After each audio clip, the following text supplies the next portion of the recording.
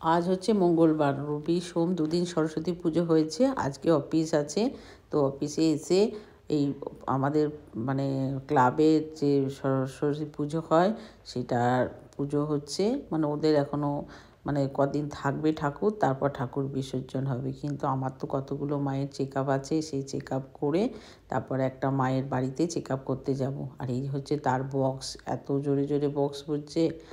আর হচ্ছে এ হচ্ছে আমাদের ক্লাবের ঠাকুরটা, কী সুন্দর, কত বড় ঠাকুর।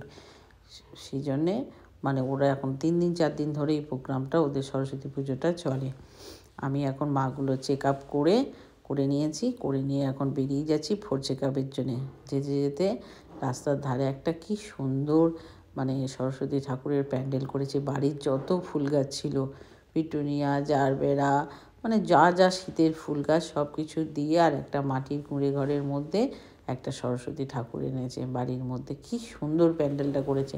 এবং এরা নাকি এটা করার জন্য নাকি বাড়ির বউয়েরা মানে সবাই নাকি রান্না বান্না করে যেটুকু সময় পেয়েছে এই ঠাকুরের প্যান্ডেলটা বানিয়েছে। খুব সুন্দর করেছে। তারপর চলে গেলাম আমরা সেই মায়ের বাড়িতে চেক আপ করতে। চেক আপ করার পর ওদের একটা সুন্দর শিব ঠাকুরের মানে মন্দির করেছে। এই সিঁড়ি দিয়ে উঠে তারপর ঠাকুরের মানে মন্দিরটা করেছে।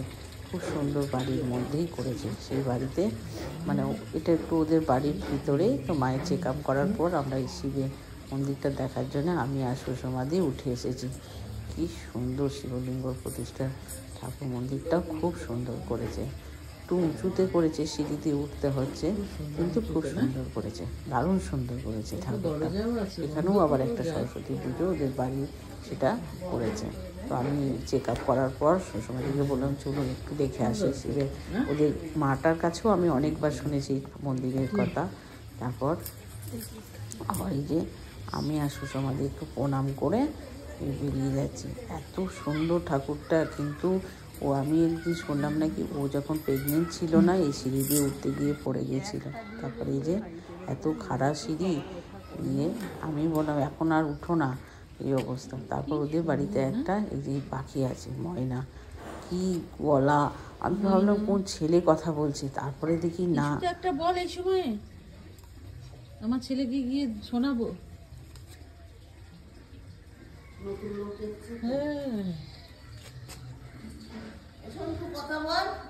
বল কিছু বল, ভয় পাচ্ছি।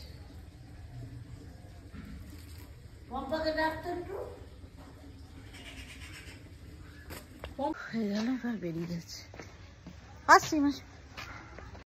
তারপর আর কি বাড়ি চলে এলাম। বাড়িতে এসে দেখি ফ্লিপকার্ট থেকে একটা জিনিস অর্ডার করেছিলাম, সেটা এসেছে। সেটা এখন মানে খুলছি, মানে খুলবো, খুলে দেখাবো কি জিনিসটা। দেখলে তোমাদেরও সব ভালো লাগবে। এটা একটা হচ্ছে মানে কর্নার র্যাক, নতুন ওই মানে আমার ঘরে লাগানোর জন্যে আমি এটা অর্ডার করেছিলাম।